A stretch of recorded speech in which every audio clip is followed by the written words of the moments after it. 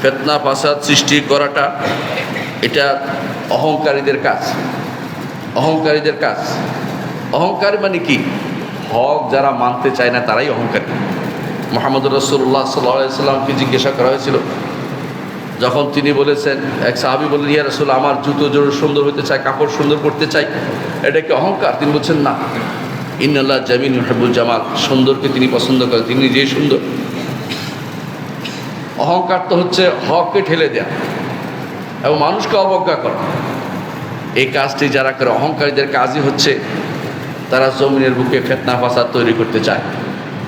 জমিনের বুকে ফিতনা ফাসাদ কীভাবে তৈরি করতে চায় তারা এ ব্যাপারে কোনো ডিটারমাইন্ড, তাদের কোনো সামান্যতম কোনো চিন্তা চেতনা নাই যে আমরা কী করতে চাচ্ছি, করেই যাবে তারা। কীভাবে আপনার উপর আক্রমণ করতে পারে, কীভাবে আপনার জায়গা দখল করতে পারে, কীভাবে আপনার সন্তানকে বখাটে বানাইতে পারে, কীভাবে আপনার দেশকে নষ্ট করতে পারে, এরা এই দুর্নীতিগ্রস্ত মানুষগুলো এই কাজের মধ্যে লিপ্ত থাকে। এরা অহংকারী। অহংকারী মানে শরীয়ত এবং দ্বীনকে তারা মানতে রাজি নয়। এদের মধ্যে একটা বড় অহংকারীর কথা আল্লাহ কোরআনে কারিমে উল্লেখ করেছেন, সে হচ্ছে ফেরাউন। ফেরাউন কি বলছে শোনেন। ফেরাউন নিজে তো অহংকারী, কিন্তু সে কোনোদিন অহংকারী বলে দাবি করে না। উল্টা মুসা আলাইহিসসালামকে সে মুফসিদ দাবি হিসেবে উল্লেখ করেছে।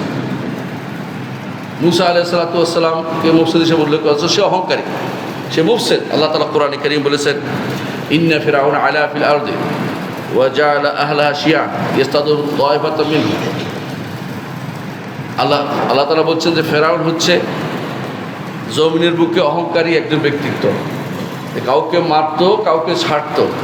তারপর আল্লাহ তাআলা বলছে, ইন্নাহু কানা আলিয়াম মিনাল মুফসিদিন, যারা ফাসাদ সৃষ্টিকারীর মধ্যে সবচেয়ে উপরে যারা তাদের মধ্যে একটা হচ্ছে ফেরাউন।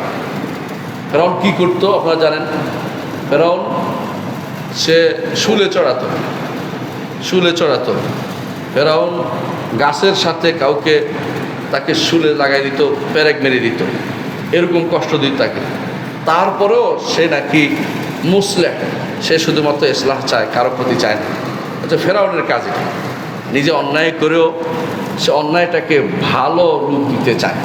আর মুসা আলাইহিসসালামকে সে বলতেছে যে, ইন্নী আখাফু আন ইউবাদদিলা দীনাকুম আও আন ইউযহিরা ফিল আরদিল ফাসাদ দারুনি আক্তুল মুসা, আমাকে ছাড়ো, মুসাকে হত্যা করে ফেলবো।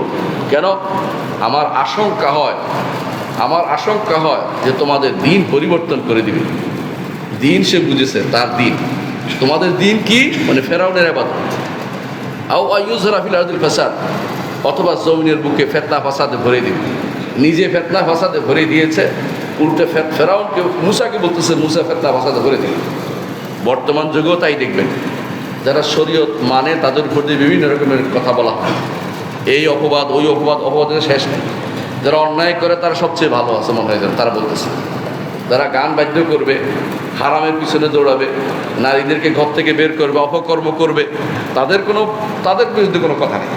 যত কথা এই যারা হক পথে চলবে, সঠিক পথে চলবে, তাদের বিরুদ্ধে হয়।